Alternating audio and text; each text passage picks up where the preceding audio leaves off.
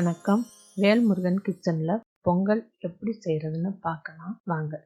அதுக்கு முன்னாடி இந்த சேனலுக்கு சப்ஸ்கிரைப் பண்ணுங்க. பொங்கல் செய்கிறதுக்கு நம்ம எடுத்து வச்சிருக்கிற பொருட்கள்: பச்சரிசி 1/4 கிலோ, வெல்லம் 300 கிராம்.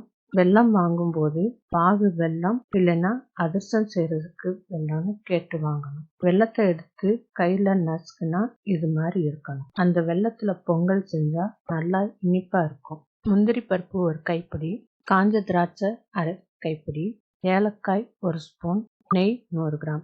இந்த பொருட்களோட அளவை கீழே டிஸ்கிரிப்ஷன் பாக்ஸில் கொடுத்துருக்கேன், பார்த்துக்கோங்க. ஒரு பானையில் தண்ணியை கொதிக்க வைக்கணும்.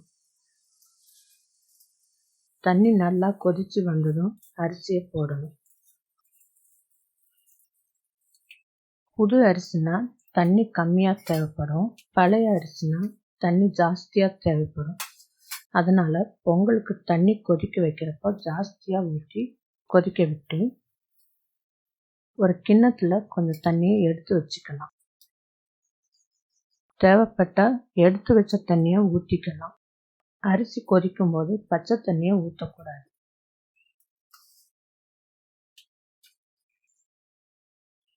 அப்பப்போ அரிசியை கிளறி விட்டுட்டே இருக்கணும், இல்லைன்னா அடி பிடிச்சிரும்.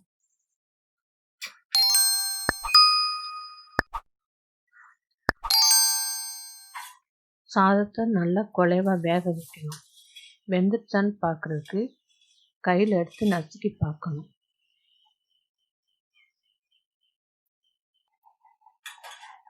சாதம் வெந்ததும் ஏலக்காயை போட்டு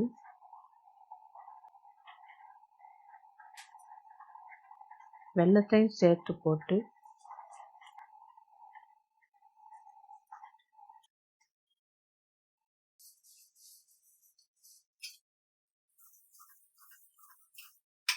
மூணு நிமிஷம் நல்லா கிளறி விட்டு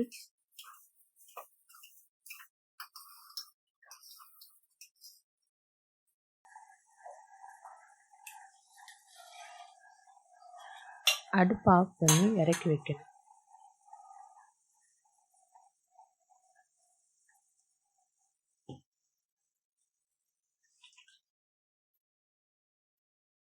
ஒரு கரண்டியில் கொஞ்சம் நெய் விட்டு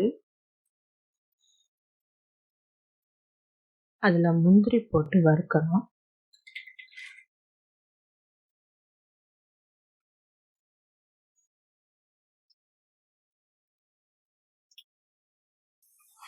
முந்திரி பொன்னிறமாக வரும்போது திராட்சையை போட்டு வறுத்து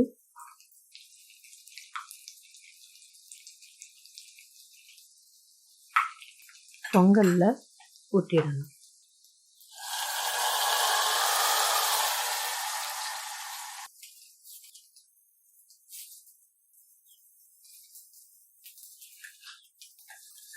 கொஞ்சம் நெய்யை பொங்கல் மேலே படர்ற மாதிரி ஊற்றி விடணும். அப்போதான் பொங்கல் எப்போ எடுத்தாலும் ட்ரை ஆகாமல் நல்லா இருக்கும்.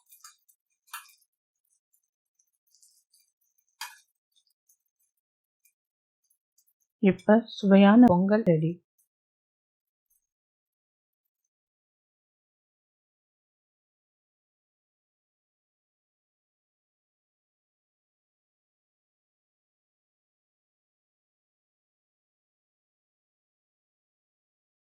இந்த வீடியோ பிடிச்சிருந்தா சப்ஸ்கிரைப் பண்ணுங்கள், லைக் பண்ணுங்கள், ஷேர் பண்ணுங்கள்.